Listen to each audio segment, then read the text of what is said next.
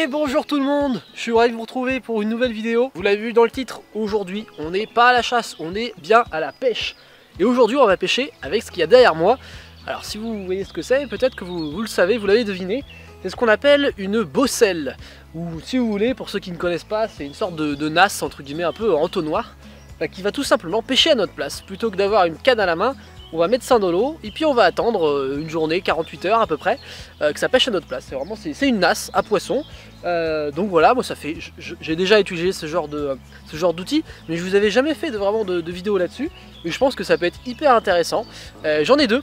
J'en ai une qui est un peu plus grande que l'autre, celle-ci est plus grande que celle-ci. Mais bon, les deux marchent très bien. Je vais vous montrer un peu comment c'est fait. Là, voilà l'entrée. Donc ça c'est l'entrée. Donc là, il faut bien imaginer qu'il y aura le fond de l'eau. Les poissons vont arriver comme ça. Et hop, vous voyez, il y a une petite nasse entonnoir. Enfin, il n'y en a pas qu'une seule. Il y en a une qui est ici. Donc ça fait une première petite poche. Puis après, il y en a une deuxième. Juste là, je ne sais pas si vous voyez. Et hop, après voilà, ça fait une deuxième nasse. Une deuxième poche si vous voulez. Ensuite, j'ai un petit bouchon qu'on aura juste à enlever pour récupérer nos prises. Donc voilà, c'est quelque chose qui est extrêmement utilisé, notamment pour pêcher les anguilles, mais également aussi un peu d'écrevisses. Et je pense que ce sera les deux prises où on a le plus de chances d'avoir. Les écrevisses, c'est sûr et certain qu'on va en avoir, parce que là, je vais la mettre dans un marais où il y en a énormément. Donc ça, des écrevisses, c'est sûr et certain. Après, des anguilles, j'ose espérer, j'aimerais bien. Et c'est pour ça que j'ai fait quelque chose que normalement je ne fais pas quand j'utilise des bosselles, c'est des appâts. Parce que d'habitude, les bosselles, on les met juste sur les bordures, voilà, sur des lieux un peu stratégiques. Mais là, j'ai envie de tester. On va tester ça aujourd'hui ensemble. On va tester des petits appâts. Alors, je n'ai pas pris des choses très compliquées. J'ai pris des poissons que je suis allé pêcher, que j'ai préparés. Donc, il y a des poissons-chats et des gardons. Donc, je les ai découpés. Donc, ils sont morts. Ça fait déjà 48 heures qu'ils sont morts. Donc, ils ont bien commencé, entre guillemets, à pourrir. Donc, ça va donner une grosse odeur dans l'eau. On va tester ça. On va aller mettre ça dans l'eau. Et puis, si on attrape des choses, on ira se les manger après. Parce que ça aussi, c'est sympa de consommer le fruit de notre pêche. Et j'espère qu'on va attraper quelques anguilles. Alors avant de commencer la pêche, je tiens à préciser que bien sûr il faut la carte de pêche pour pêcher avec des bosselles et qu'on a droit à seulement 3 bosselles par personne. Donc voilà, petit point technique, bon déjà avec 3 bosselles il y a moyen d'attraper beaucoup de poissons et d'écrevisses. Point important, vous ne pouvez pas forcément mettre des bosselles entre guillemets où vous voulez, il faut vous assurer que vous ayez le droit. Donc si c'est sur des propriétés privées, faut que vous ayez l'accord du propriétaire. Ou voilà, faut arrangez-vous de ça, allez pas mettre des bosselles n'importe où, vous n'avez pas le droit de faire ça. Donc voilà, petit point réglementaire. Alors, les appâts, voici ce que j'ai. Donc là-dedans, il y a des poissons-chats et des gardons. Ça fait à peu près 48 heures qu'ils sont morts. Alors je vous raconte pas l'odeur, hein, ça sent bien le poisson fermenté quoi. Donc j'espère que ça va attirer les anguilles et les écrevisses. Alors bien sûr, il y a d'autres types d'appâts, hein. Moi j'ai trouvé ça, beaucoup de personnes m'ont conseillé de mettre des poissons. Donc je suis allé pêcher quelques petits poissons. Et puis voilà, les voilà. Donc ce qu'on va faire, c'est qu'on va mettre dans une bosselle, on va mettre que des poissons-chats. Dans l'autre bosselle, on va mettre que des gardons. Comme ça déjà on va pouvoir un peu comparer lequel des deux attire le mieux. Et puis ce qu'on va faire aussi, c'est que je pense pour les gardons, je pense qu'ils vont moins se tenir. Je vais les mettre dans un petit pochon comme ça, qui laisse passer l'eau, donc au final il y aura quand même les effluves, mais au moins les poissons vont pas se faire dévorer tout de suite. Parce que je pense que si les écrevisses arrivent tout de suite, elles vont dévorer les poissons et du coup il y aura moins d'appâts moins longtemps. Donc je pense qu'en le mettant dans le pochon, ça va durer un peu plus longtemps. Par contre les poissons-chats, j'en mets plus, mais eux ils seront pas dans un pochon, ils seront en libre. Donc comme ça on va aussi pouvoir comparer s'ils se font beaucoup manger et que du coup ça attire moins. Enfin bref, on va pouvoir comparer tout ça, ça va être intéressant. J'espère qu'on va attraper des choses. Honnêtement des écrevisses, ça ne sera pas compliqué. Mais j'aimerais bien attraper quelques anguilles, je serais content. C'est super bon les anguilles, oh là là, au barbecue là. On va mettre d'abord les petits gardons dans le petit pochon. Vous voyez, un petit gardon, tout ce qu'il y a de plus normal. Je vais mettre dans le pochon. Donc j'en ai plusieurs des gardons. Je vais fermer bien le pochon et puis je vais le mettre dans cette bosselle. Et puis après la bosselle on ira la mettre dans l'eau. Pour récupérer les poissons, j'ai juste à enlever ce fond là, donc il y a un petit élastique. Hop là, ça s'ouvre. Donc mon petit pochon rempli de gardons, je le mets là-dedans. Je referme, bien comme il faut, voilà, il n'y a pas de trou, et je retends bien. Et voilà, il y a juste à attraper. Donc là, admettons les écrevisses vont rentrer comme ça, elles vont aller tout là, toc, et puis elles vont se retrouver pied au piège dans le fond. Et après, j'aurai juste qu'à ouvrir ça pour récupérer mes prises. Bon, je pense que la première bosselle, on va la mettre par ici, donc en bordure. parce qu'en fait devant moi il y a un peu plus de profondeur et du coup les poissons ils naviguent par ici et ils suivent entre guillemets les flux d'eau. Donc on va avancer un petit peu et puis on va immerger cette bosselle juste ici. Donc vraiment je pense que le point le plus important c'est vraiment l'emplacement. Donc on va bien voir en la mettant ici. Hop là. Voilà. Je l'ai mis comme ça. Et maintenant on va faire pareil dans la deuxième bosselle, mais cette fois-ci avec les poissons-chats. Donc là j'ai un peu plus de poissons-chats, je vais en avoir une petite dizaine. Comme je vous l'ai dit, en les mettant entre guillemets en vrac, ils vont se faire dévorer. Donc c'est pour ça que j'en ai mis plus pour pêcher un peu plus longtemps. Je sais même pas si ça va marcher, hein. C'est vraiment la première fois que je teste ça comme ça avec vous. Donc on verra bien. On tous là-dedans, on referme.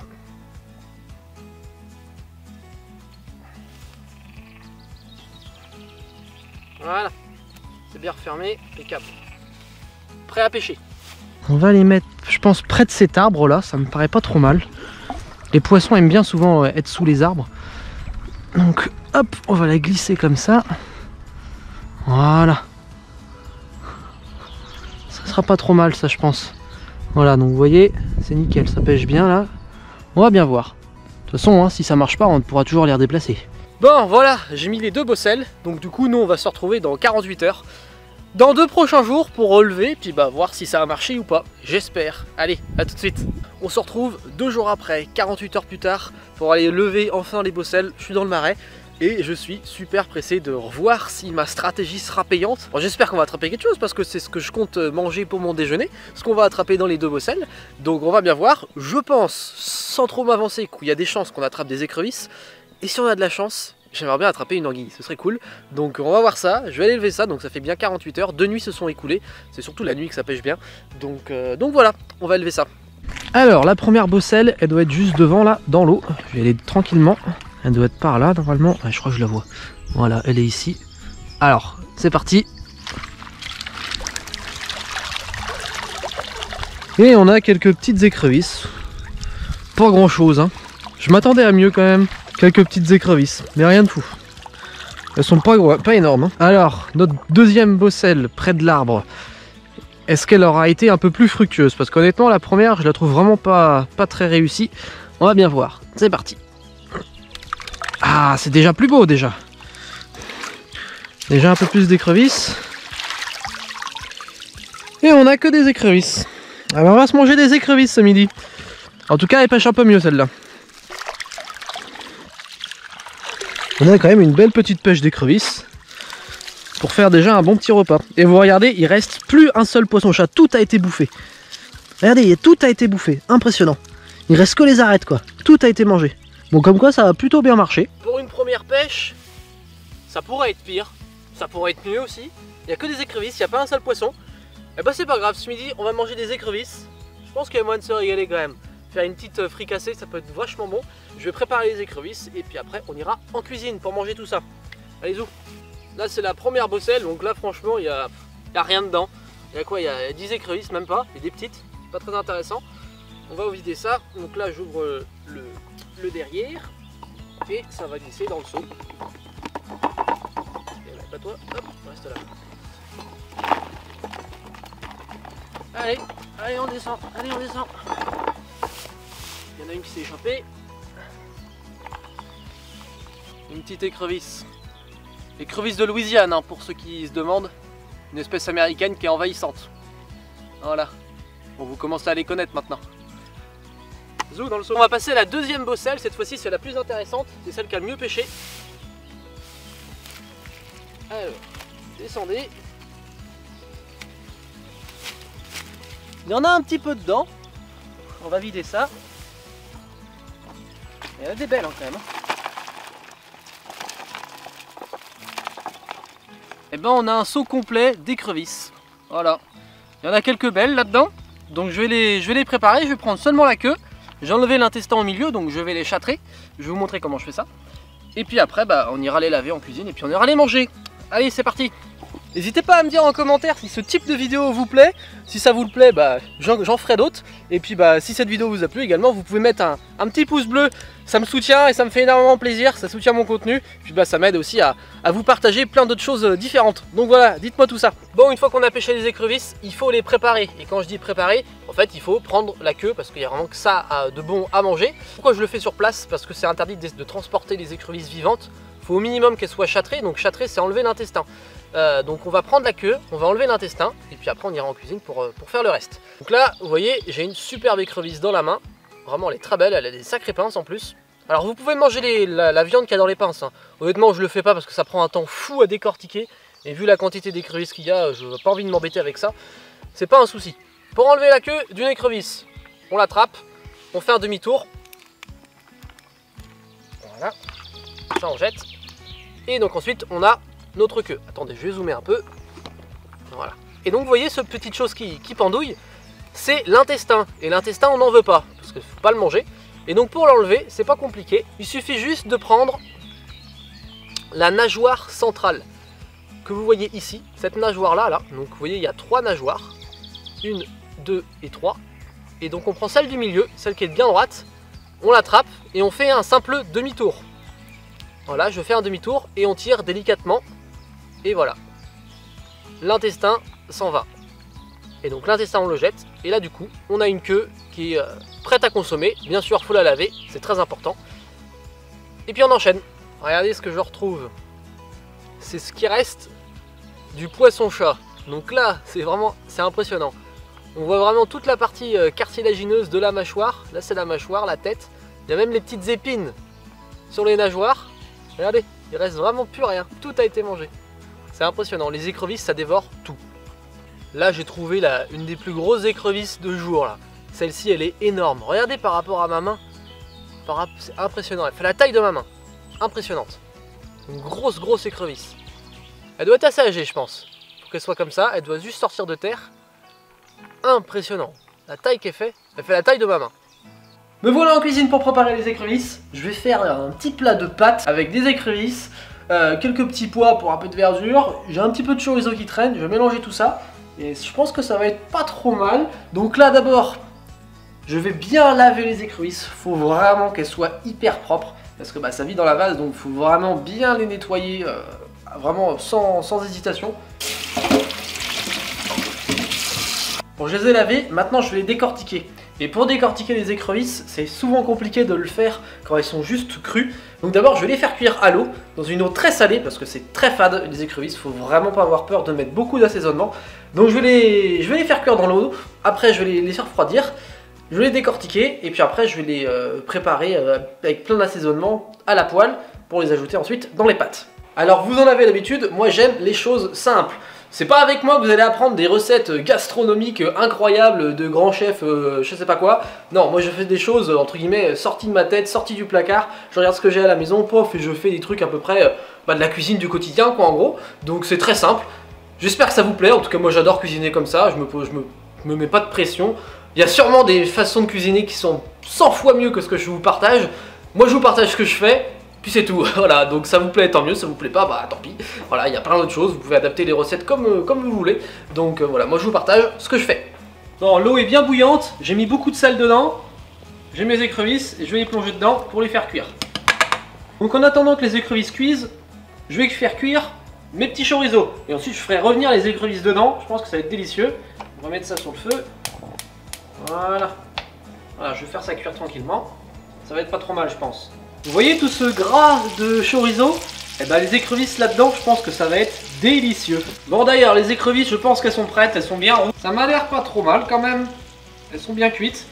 Je vais les passer dans l'eau froide pour les refroidir rapidement. Et puis on va les décortiquer. Les écrevisses viennent de refroidir, maintenant je vais les décortiquer. Ça va être long et fastidieux, mais ça vaut le coup.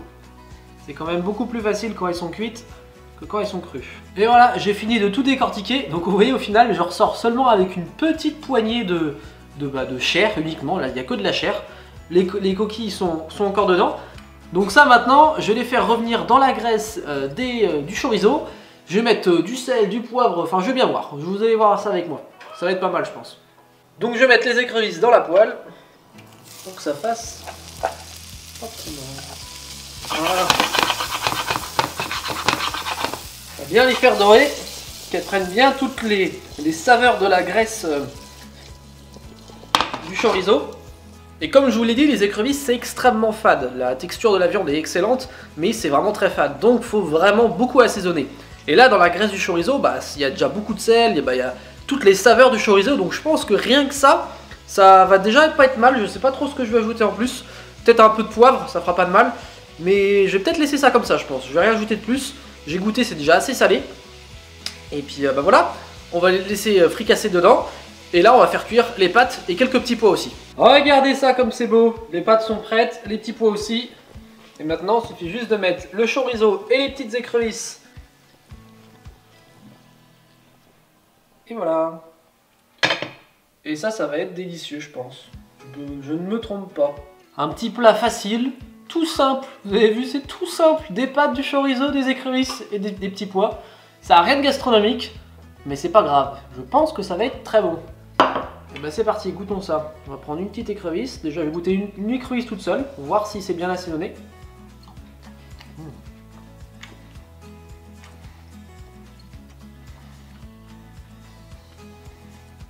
Pas mal du tout. On retrouve un peu la texture de la chair de l'écrevisse. Le goût de l'écrevisse, en fait, ça n'a pas vraiment de goût. Mais avec toutes les saveurs du piment, du chorizo avec. Et je pense que tout mélangé, ça va être délicieux. Une belle bouchée de pâte, du chorizo, une écrevisse, des petits pois. Super. Ah